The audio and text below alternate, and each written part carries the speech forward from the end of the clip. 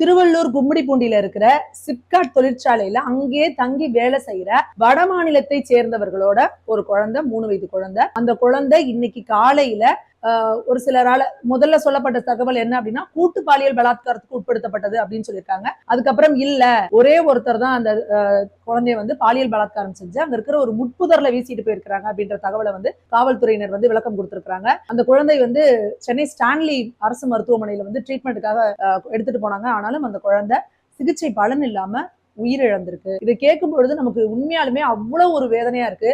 அந்த குழந்தை என்ன பாவம் செஞ்சுச்சு? பெண்ணா பிறந்ததை தவிர அந்த குழந்தை செஞ்ச பாவம் என்ன? ஒரு 3 வயது குழந்தைக்கு வெளியில விளையாடுறதுக்கு கூட ஒரு சுதந்திரம் இல்லாத ஒரு இடத்துல நம்ம இருக்கிறோமா அப்படிங்கறத நினைச்சா நமக்கு உண்மையாலுமே அவ்வளவு வேதனையா இருக்கு. இதுல பாதிக்கப்பட்ட குடும்பமும் வடமாநிலத்தை சேர்ந்தவர்கள், குற்றவாளியும் வடமாநிலத்தை சேர்ந்தவர் அப்படின்னு சொல்றாங்க. வடமாநிலத்தை சேர்ந்தவர்கள்னு ஒரே வார்த்தையில நம்ம கடந்து போறோம். ஆனா நாம எல்லாரும் கவனிக்கணும், இன்னைக்கு வெஸ்ட் பெங்கால்ல ஆட்சி மாற்றம் நடந்திருக்கு. அதனால அங்க இருந்து பங்களாதேஷ்ல இருந்து இல்லீகலா குடியேறினவங்க எல்லாரும் என்ன பண்றாங்க அப்படின்னா, எல்லா பக்கமும் ஸ்கேட்டர் ஆகி வெளியே போயிட்டு இருக்காங்க. அப்போ இங்க தமிழ்நாட்டுல ஹிந்தி பேசுற எல்லாருமே நம்ம வட மாநிலத்தவர் அப்படின்னு நினைச்சுட்டு இருக்கோம். அப்படி கிடையாது.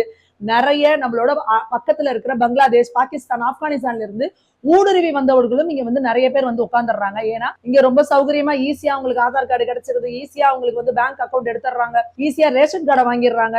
இங்க உட்கார்ந்துகிட்டு இல்லீகல் இமிகிரன்ட்ஸ், சட்ட விரோதமா நம்ம இந்தியால இருந்து குடியேறினவங்க தமிழகத்துல நிறைய பேர் ஊடுருவி இருக்காங்களோங்கிற அச்சத்தை நமக்கு ஏற்படுத்துது. ஏன்னா நிறைய குற்றச்சம்பவங்கள்ல ஈடுபடுறவங்க இந்த வட மாநிலத்தை சேர்ந்தவர்கள் பேர்ல வராங்க. அப்போ தமிழக அரசு ஒரு முழு கவனத்தை எடுத்து இவங்க உண்மையாலுமே வட மாநிலத்தில இருந்து வரவங்களா இல்ல பங்களாதேஷ் அது போன்ற இடங்கள்ல இருந்து ஊடுருவி வந்தவங்களா அப்படிங்கறதையும் நம்ம குறிச்சு எடுத்துக்கணும் அப்படிங்கிறது ஒரு கவனத்துல